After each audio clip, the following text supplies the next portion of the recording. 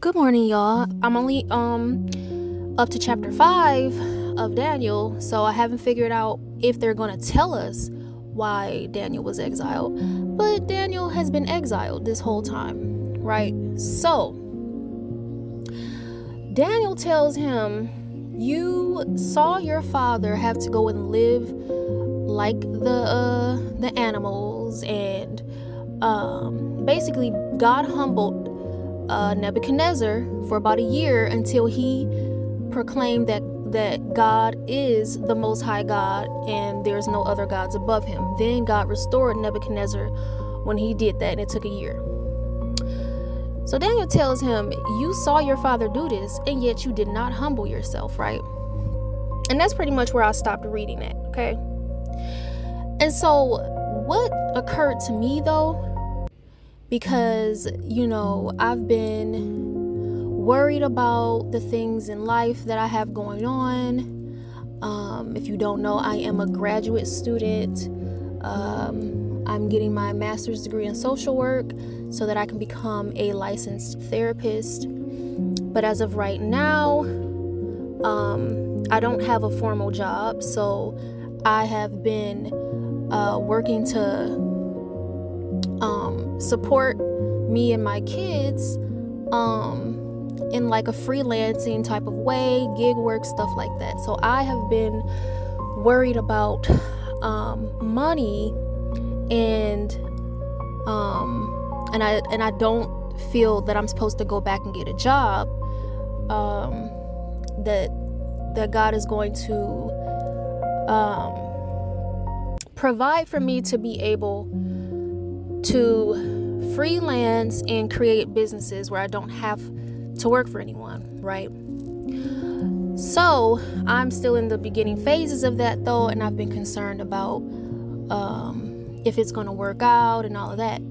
So what occurred to me this morning as I was reading about King Belshazzar and how he's repeating the mistakes of his father, it really occurred to me that I've been making my problems my God. I've been worshiping my problems, or the things that I have deemed as a problem, because my pastor taught us that worship is not just when you're praying and you're like, you're so deep into the prayer and you're just lost in the spirit. Worship is the way that you live your life, the things that you prioritize in your life, the things that you value in your day-to-day is the stuff that you worship. And so if I'm always all day thinking about my problems and my bills and how they're going to get paid, and constantly thinking about how am I going to monetize these businesses that God is having me start, how am I going to I'm a single mom, how am I going to juggle all this stuff, all the things that I think about on a day-to-day, all the things that you think about on a day-to-day, it's like you're worshiping those things. So they're like, you're God. You're so focused on that it's like you can't hear. And my pastor also this week told us about being able to hear God. You can't hear God.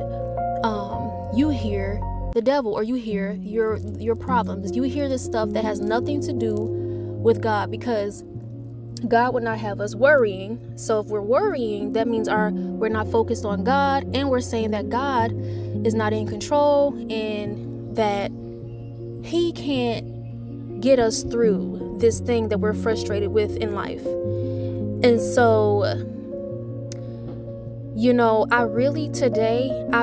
it really sunk in that this is like true, because I have heard similar messages from my pastor before about what you make your God and worrying about things when you should be having faith, you should be putting all your trust in God and all of this stuff.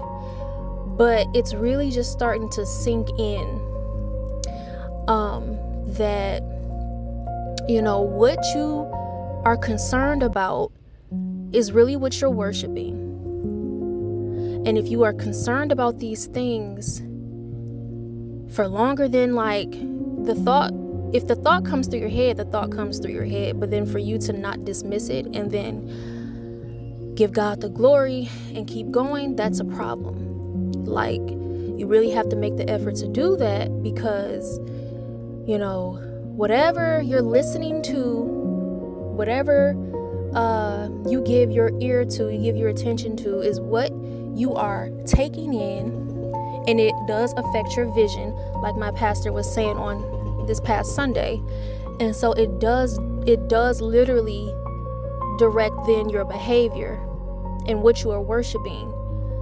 And it's like, we're only supposed to worship one God, which is the God, the Most High God. And so if we're doing anything outside of His word, any behaviors that we're having on a consistent basis, especially behaviors that cause us to like quit or want to give up or lose focus to the point where we're like completely off track, it's like we're not even now, we're about to get off purpose.